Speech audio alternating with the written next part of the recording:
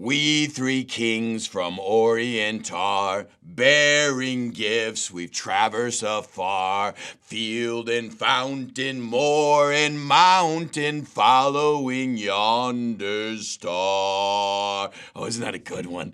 Oh, I love that one. It doesn't surpass Drummer Boy by any means, but it's a close second in there.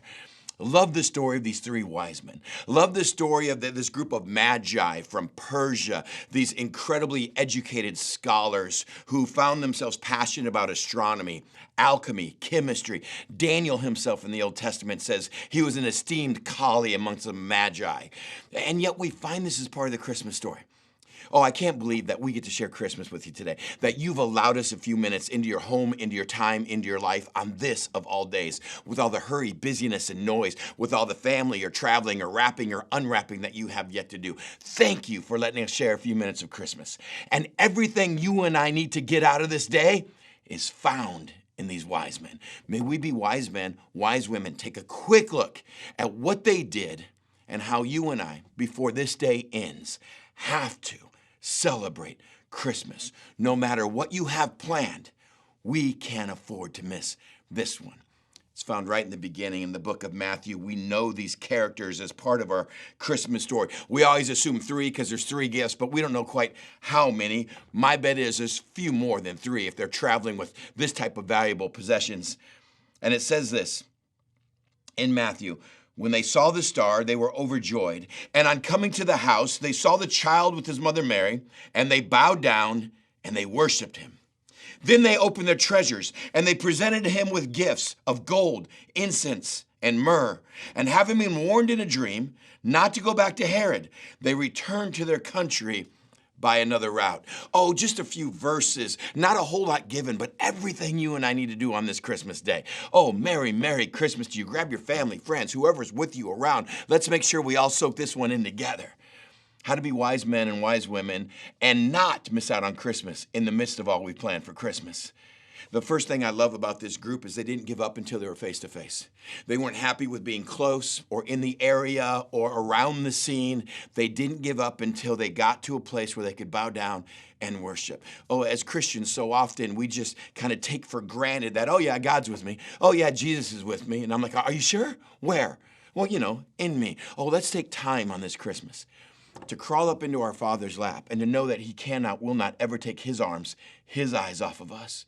Not just to know, oh yeah, we're in the area, but to know face to face, man, I am God's child, son, daughter, prince, or princess. And then they gave of their treasures, the Bible said.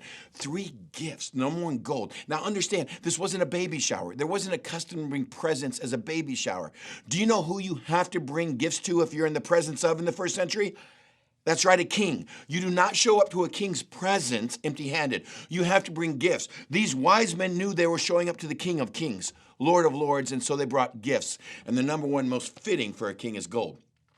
I mean, not only the value and worth of that day and age, but also when you think of a palace in the first century, what a king would have, the objects of gold would be amazing. It showed that they knew who this child was. This is the king. And then secondly, though, they brought frankincense or incense. Throughout the book of Leviticus, we're going to find it all throughout the incense in the temple. It's a resin from the boswellia tree. I think I'm saying that right. And it's a wet resin that when it's mixed and when it's burned, it gives out this powerful incense. It's used in the temple to go up with the praise of God's people. Wise people at Christmas know this isn't just the King of Kings. He's Lord of Lords. He is the high priest. This is my spiritual journey. This is my spiritual light. This is my God, not just king. And then thirdly, they brought myrrh, a gift that signifies, also in the book of Leviticus, myrrh is a gum from the balsam tree. Many scholars think that myrrh was probably even more valuable than gold in the first century. Very hard to come by. But even small amounts of it was used in an ointment for embalming. It was used in an ointment for getting ready for burial to cover the stench of the body. We cannot celebrate this day without understanding Happy Easter. Millions and millions of children have been born in poverty over the years. One was king, our only hope of salvation spiritually, because he was going to take the cross. I only have 4 chapters in my entire Bible talking about Christmas. I have the entire New Testament talking about the cross. You cannot say Merry Christmas without in your heart coming and saying Happy Easter. May we spend time today to get face to face with God. You are my King. You are my Lord and your Savior. And thank you for what you have done for me. That's how you celebrate Christmas, because that's how wise men and wise women celebrated it then. Oh, Merry Christmas, everybody. Don't miss out on it today because of all you have planned.